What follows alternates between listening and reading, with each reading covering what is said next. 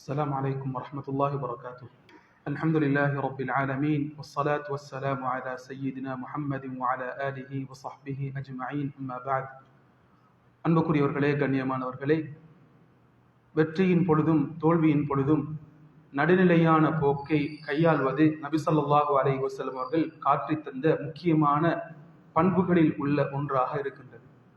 நபி ஸல்லல்லாஹு அலைஹி வஸல்லம் அவர்கள் தன் வாழ்க்கையிலே பல கட்டங்களில் எதிர்பார்த்த எதிர்பார்ப்புகளை மீறி சில தோல்விகளையும் கண்டிருக்கின்றார்கள், சில வெற்றிகளையும் கண்டிருக்கின்றார்கள். அந்த தோல்விகளின் பொழுதும் வெற்றிகளின் பொழுதும் ஸல்லல்லாஹு அலைஹி வஸல்லம் அவர்கள் நடுநிலையான போக்கை கையாண்டிருக்கின்றார்கள். ஸல்லல்லாஹு அலைஹி வஸல்லம் அவருடைய வாழ்க்கையிலே கிடைத்த மிகப்பெரிய வெற்றி மக்காவுடைய வெற்றியாக இருக்கின்றது. நீண்ட நாட்களுக்கு பின்னால் விரட்டப்பட்ட தன் ஊருக்கு ஸல்லல்லாஹு அலைஹி வஸல்லம் அவர்கள் செல்கின்றார்கள்.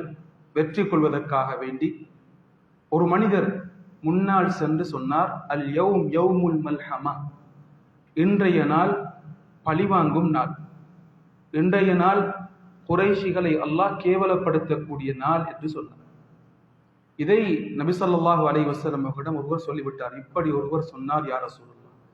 நபி ஸல்லல்லாஹு அலைஹி வஸல்லம் சொன்னார்கள், இல்லை, அல் யௌம் யௌமுல் மர்ஹமா, இன்றைய நாள் இரக்கம் காட்டும் நாள், இன்றைய நாள் குறைஷிகளை அல்லாஹ் கண்ணியப்படுத்தக்கூடிய நாள் என்று ஸல்லல்லாஹு அலைஹி வஸல்லம் சொன்னார்கள்.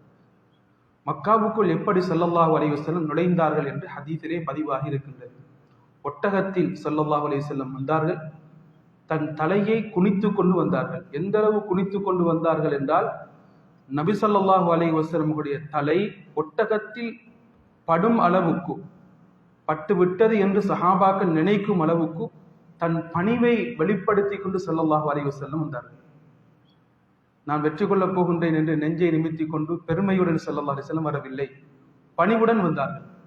இதா ஜாஅ நஸ்ருல்லாஹி வல் ஃபத்ஹ் வரஅய்த الناس يدخلون في دين الله أفواجا فسبح بحمد ربك واستغفر إنه كان توابا. இந்த சூராவை ஓதிக்கொண்டுதான் ஸல்லல்லாஹு அலைஹி வஸல்லம் மக்காவுக்குள் நுழைந்தார்கள்.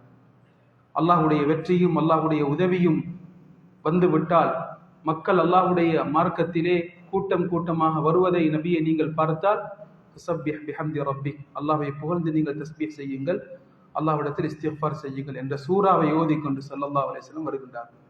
சொன்னார்கள், மக்காவுக்குள் நுழைந்ததற்கு பின்னால் யார் அபூ சுஃபியானுடைய வீட்டில் நுழைகின்றாரோ அவருக்கு பாதுகாப்பு இருக்கின்றது.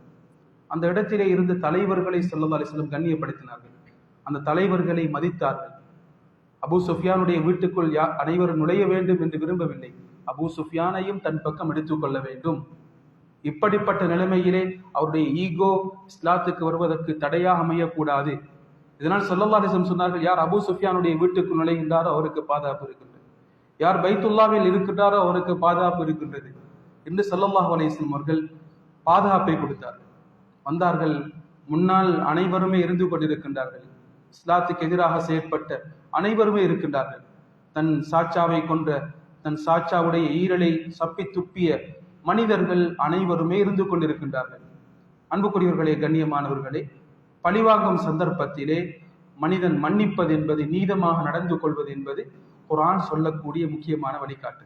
அல்லாஹ் தஆலா எப்படி சொல்கிறான் என்றால், வலா யஜ்ரிமன்னக்கும் ஷனஆனு கௌமின் அலா அல்லா தஅதிலு, ஒரு கூட்டத்தின் மீது உள்ள வெறுப்பு, கோபம் நீதத்தை இழப்பதற்கு உங்களை தூண்டக்கூடாது.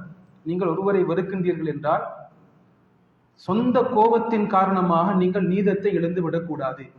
எப்படிப்பட்ட ஆழமான கருத்துள்ள குர்ஆனுடைய வசனம் இது! ஸல்லல்லாஹு அலைஹி வஸல்லம் கேட்டார்கள் அனைவரை பார்த்தும், நான் இன்றைய தினம் எப்படி நடந்து கொள்ளப் போகின்றேன் என்று நினைக்கின்றீர்கள்? சொன்னார்கள், அஹுன் கரீம் இப்னு அஹின் கரீம், நீங்கள் கண்ணியமானவர், கண்ணியமானவருடைய மகனாக நீங்கள் இருக்கின்றீர்கள் என்று சொன்னார்கள். நபி ஸல்லல்லாஹு அலைஹி வஸல்லம் சொன்னார்கள், லா தஸ்ரீப அலைக்குமுல் யௌம், யூசுப் அலைஹிஸ்ஸலாம் சொன்ன வசனத்தை, சென்டென்ஸை சொன்னார்கள். இன்றைய தினம் எந்த ஒரு குறையும் உங்களுக்கு கிடையாது, அல்லாஹ் உங்களை மன்னிக்க கூடியவன். இத்ஹபு அன்தும் துலகா, உங்களை நான் உரிமை விட்டு விட்டேன், உங்களை நான் குற்றம் பிடிக்க மாட்டேன், நீங்கள் செல்லுங்கள் என்று நபி ஸல்லல்லாஹு அலைஹி வஸல்லம் சொன்ன அந்த நடந்து கொண்ட அந்த முறை இன்றைய தினத்திலே அனைவருக்கும் மிகச் சிறந்த ஒரு வழிகாட்டலாக இருக்கின்றது. அன்புக்குரியவர்களே, கண்ணியமானவர்களே, அத்துடன் சேர்த்து உமர் ரலியல்லாஹு அன்ஹு அவர்கள் பைத்துல் மக்திஸை வெற்றி கொள்ளும் பொழுது எப்படி வந்தார்கள் என்ற அந்த நிகழ்வு நமது கண்களுக்கு முன்னால் கட்டாயம் இருக்க வேண்டும். சாதாரணமான தோற்றத்திலே வந்தார்கள். ஒரு கோவேறு கழுதையிலே வருகின்றார்கள். ஒரு தண்ணீர் நிறைந்த இடம் வருகின்றது. தன் செருப்பை சுமந்து கொண்டு வருகின்றார்கள். அபு உபைதா ரலியல்லாஹு அன்ஹு சொன்னார்கள், இன்றைய தினம் நீங்கள் செய்த செயல் இந்த ஊரில் உள்ள மக்கள் இப்படியெல்லாம் செய்ய மாட்டார்கள். கண்ணியமான முறையிலே மக்கள் நடந்து கொள்வார்கள். டீசென்ட் இல்லாமல் நடந்து கொண்டீர்கள் என்ற கருத்துப்பட சொன்னார்கள். உமர் ரலியல்லாஹு அன்ஹு சொன்னார்கள், அபு உபைதாவை, நீங்கள் அல்லாத ஒருவர் இப்படிப்பட்ட ஒரு வசனத்தை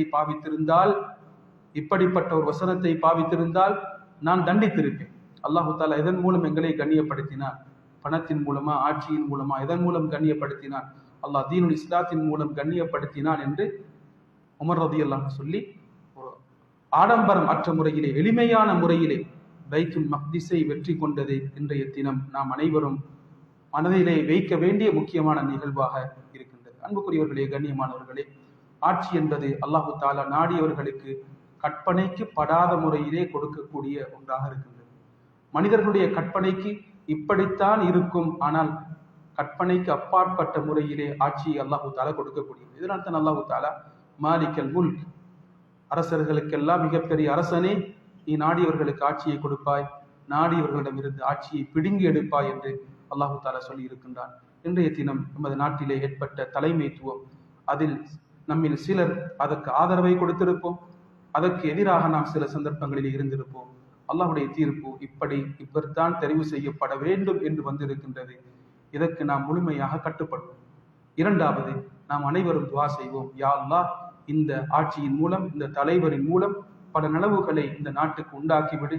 இந்த நாடு எந்த சரிவின் பக்கம் சென்றதோ அந்த சரிவை மீட்டெடுத்து நல்ல ஒரு நிலைமைக்கு இந்த நாட்டை கொண்டு வந்து சேர்த்து விடியா அல்லாஹ் என்று நாம் அனைவரும் துஆ செய்து ஒன்றுபடக்கூடிய ஒரு நாளாக இந்த நாள் இருக்கின்றது. அல்லாஹு தாலா இன்றைய தினம் ஏற்பட்டிருக்கக்கூடிய அந்த தலைமைத்துவத்தை அல்லாஹ் பல நலவுகளின் பக்கம் கொண்டு போய் சேர்க்கக்கூடியதாக ஆக்கியருள்வானாக. வாஹிரு தஅவானா அல்ஹம்துலில்லாஹி ரப்பில் ஆலமீன். வஸ்ஸலாமு அலைக்கும் வரஹ்மத்துல்லாஹி வபரகாத்துஹு.